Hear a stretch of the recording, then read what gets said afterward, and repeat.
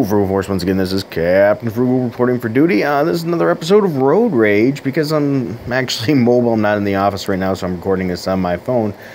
By the way, if you do like these videos, please be sure to hit like and subscribe and hit that notifications bell. And make sure you're still subscribed because I have lost a lot of subscribers due to YouTube just purging them and have people tell me they're resubscribing many times and not getting notifications. If you want to really make sure you're getting notified and help out the channel, which we greatly appreciate, you can go to the info bar down below. There's a link where you can contribute to the Frugal Force Patreon for as low as $1 a month, and we do giveaways.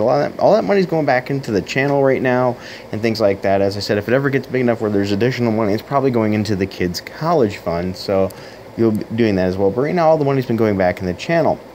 And anyway, the point of this video is I want to talk about diversity, and there's been a lot of discussions in the Comicsgate, if you will, whole deal going on.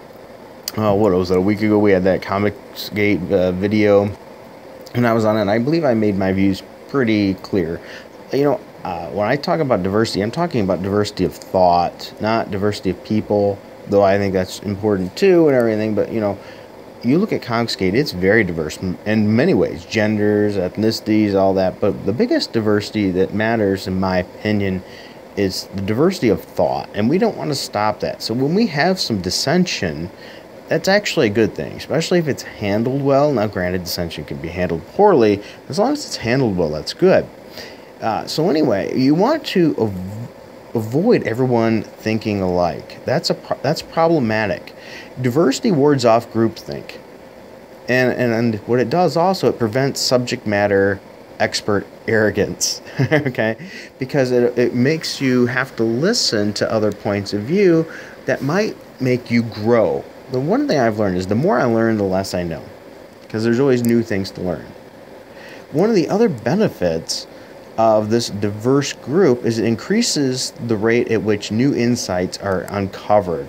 Look at all the different facets of things. You know, when you look at my channel, I start off early too, using statistical analysis and data on sales and things like that. Umbrella Guy's really picked it up and ramped it up on that. I don't have that kind of time to do that kind of stuff, and he's done it too. And I tell you, if you aren't checking out Umbrella Guy's channel, definitely check it out. He does great data analysis. I'm giving him my thumbs up on that. With my expertise in that area, I say he's doing a very good job.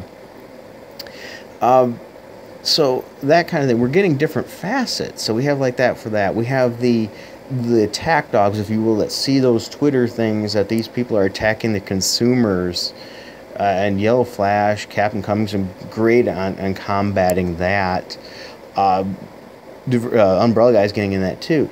We have the, I think, more philosophical long game kind of thing with Douglas Ernst. We have the business perspective and group, you know, cohesiveness with things like DNC and EES.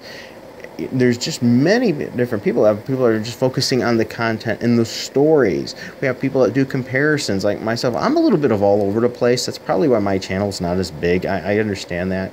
A lot of people don't realize with marketing, you really have to pigeonhole one particular thing. It's very hard to market something that's all over the place. And you look at my channel's a little all over the place. I do comics and games, and I talk about the past ones. I compare them to the future. I do some data analysis. So I'm just like a jack of all trades at this point, which isn't the best for marketing a channel. And I realize that. But my channel, the point of my channel is to have a good time, enjoy the community, and spend the time with my kids too. So I don't, that doesn't sadden me there. Granted, I'm not saying I couldn't use more subs. Another thing about diversity, it helps people quickly determine the right people for type of projects and things like that. So if you notice how these independent projects are growing, it's because they're determining the right kind of employees to put in those positions by talking to them and having these open dialogues. So there's some really great benefits. Ultimately, diversity of thought stimulates innovation, creates learning opportunities, and actively demonstrates respect as well. And you can get that. You can see in this community how others respect each other, and that's why it's such a big blow up when there seems to be a disrespect. But if you look, even after those arguments and things, there's still a level of respect there. So that's another great thing. Respect means that you're going to respect and listen to other people's opinions, if you will. So it's going to help in that fact. Another thing too is we're going to increase engagement. you're getting more contacts, more engaged, more discussions, more collaborations. We're seeing that more and more. The diversity in this group gains a broader perspective on the customers as well, because we have that increased communication, all this rich feedback and understanding that can be gained within this organization. We're hearing from all these different people, and that's one of the things the big companies aren't doing, like Marvel in particular. They weren't really listening to feedback from their customers. They kept trying to use a push strategy. If we push this on you, you're going to want it. You're going to want this. Take your medicine. We've heard this from Brevoort and things. It's a push strategy, and push strategies seldom work unless they got lucky and found what the people really wanted and made them energized for it. And Marvel's failed to do that. They continue to push product that people really aren't energized for, and they're forgetting about that. Whereas you want more of a pull strategy. We're going to be listening to the customer base, and that's going to pull in the kind of products that we do to fit their needs. And we are seeing that with these independent books. So they're pulling in and saying, okay, this is what people want. We're going to get them involved in that. Another thing is individuals that challenge cultural norms tend to stir up feelings of discomfort and fear. It's very common, and we're seeing that in this Comicsgate thing, because we're not in the first chapter anymore. This Comicsgate thing is unfolding. I watched Douglas Ernst video, and he said that he thought we were probably in chapter 3. I don't know how many chapters this book is going to be, but yeah, we're definitely not in chapter 1. Chapter 1 probably was the grassroots, where it very first started with people doing message boards, and things like that, and WordPress sites, things of that nature. Whereas then it evolved past that to the second stage of discomfort, which is the banning of all that, no longer having that, searching for where to go. And the third place, I believe, was, so as Doug was saying, was chapter 3 is now the YouTube revolution, if you will. These people talking. I actually think maybe we're in chapter 4, because now that YouTube revolution is pushed past that, it's created groups and things that are now creating product and things by listening to the market. So, this openness, though, in the market will create tensions, though. For people that don't fit the norms, sometimes they feel unappreciated or excluded, and we've been seeing that as well. So that is one of the problems that can happen, but it's something that we just have to work past, because cognitive diversity is promoted and should be appreciated within a group. So people will feel more engaged. They gain a better understanding of our differences beyond the obvious culture, racial, and gender differences, and as well as an increased importance of the value of this diversity that we have. So it encourages even more diversity and innovation. I think we're going to continue to see that. We're going to see more books, more products, spin-off ideas based on these thoughts.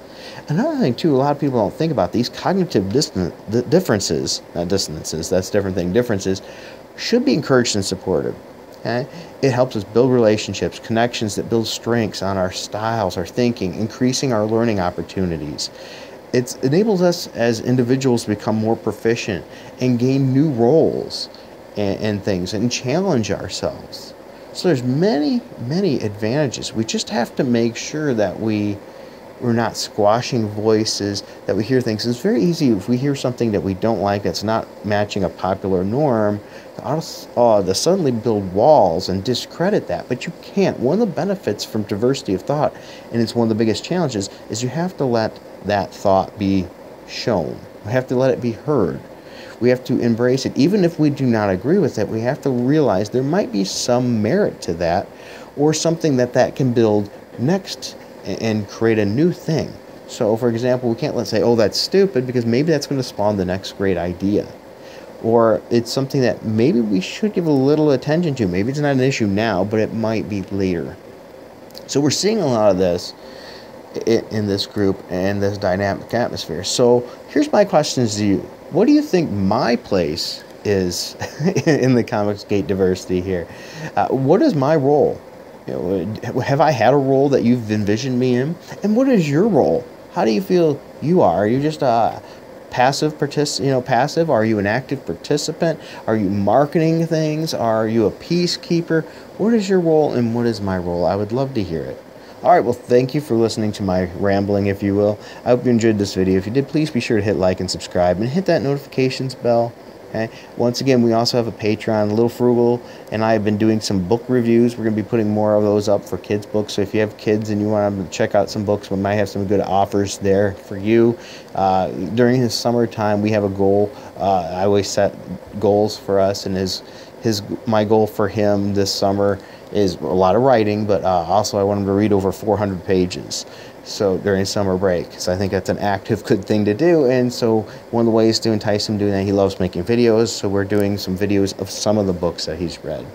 All right. Well, once again, thanks for listening. And until next time, keep it frugal.